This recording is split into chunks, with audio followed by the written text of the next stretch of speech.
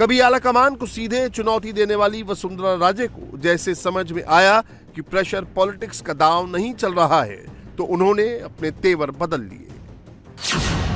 दिल्ली पहुंचने के बाद वसुंधरा राजे ने ट्वीट किया, संसद में मोदी के शानदार स्वागत का वीडियो शेयर किया, लिखा कि मोदी की गारंटी के सामने फेल हुए कांग्रेस के झूठे दावे और वादे।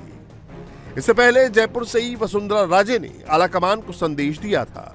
वसुंधरा राजे नहीं चाहती थीं कि उनकी सक्रियता बगावत समझी जाए। राजे ने आलाकमान से कहा कि वो पार्टी की अनुशासित कार्यकर्ता हैं और वो कभी पार्टी लाइन से बाहर नहीं जाएंगी। दरअसल चुनाव नतीजे आने से पहले वसुंधरा राजे दूसरे दावेदारों से काफी आगे थी।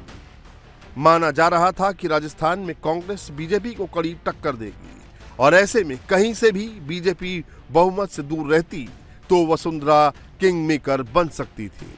लेकिन पूर्ण बहुमत मिलते ही बीजेपी आलाकमान को अपनी पसंद का सीएम चुनने का मौका मिल गया।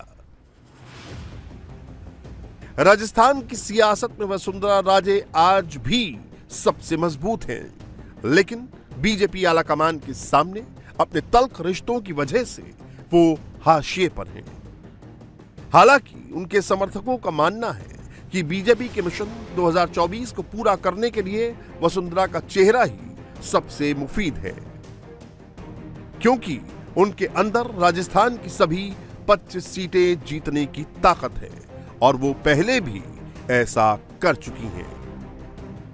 देखिए, वो एक आपके सबके सामने बहुत वरिष्ठ नेता है, मुख्यमंत्री रही है, केंद्र में मंत्री रही है, तो उनका अनुभव तो है ही, पर ये आपको कहीं नहीं दिखाई देगा कि कोई अलग से खेमेबंदी हो रही है कि वहाँ कोई केंद्र से अलग जाके कोई लॉबिंग कर रहा हो, ये यहाँ नहीं है।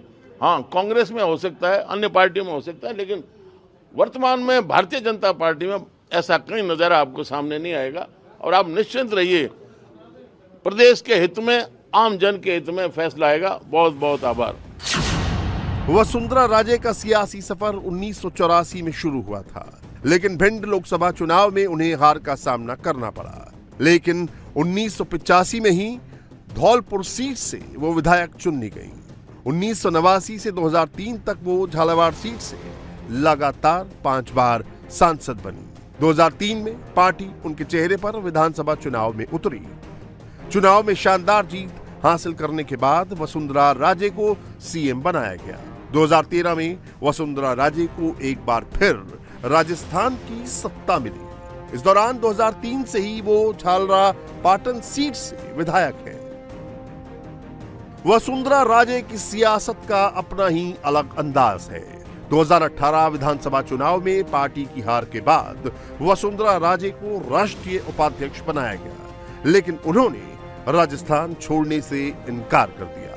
आज वसुंधरा भले ही आलाकमान की पहली पसंद ना हो, लेकिन कार्यकर्ताओं के बीच वो काफी लोकप्रिय हैं। वसुंधरा राजे को सियासत, संगठन और प्रशासन का लंबा अनुभव है। झालावाड़ संसदीय क्षेत्र से वसुंधरा राजे के बेटे दुष्यंत सिंह सांसद हैं। विधानसभा चुनाव में बीजेपी झालावाड़ की 8 में से 7 सीटें जीतने में कामयाब हुई, जबकि 2018 में झालावाड़ में 8 में से 3 सीट पर कांग्रेस का कब्जा था। खुद वसुंधरा झालरापाटन सीट पर 53,193 वोटों के बड़े मार्जिन से चुनाव जीती हैं।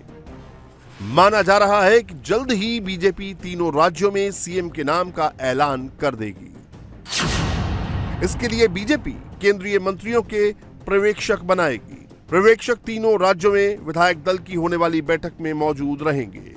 इसी बैठक के बाद नए सीएम के नाम का ऐलान किया जाएगा।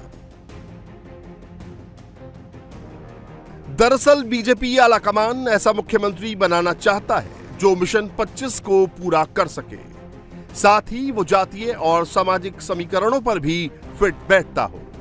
इसके अलावा राजस्थान में वसुंधरा राजे ही अकेले सीएम पद की दावेदार नहीं है। दिया कुमारी, अर्जुन राम मेघवाल, गजेंद्र सिंह शेखावत और बाबा बालकनाथ का नाम भी चल रहा है। इस लिस्ट में एक और एंट्री हुई है केंद्रीय मंत्री अश्विनी वैष्णव की। जिन्हें मोदी और शाह की पहली पसंद बताया जा रहा है।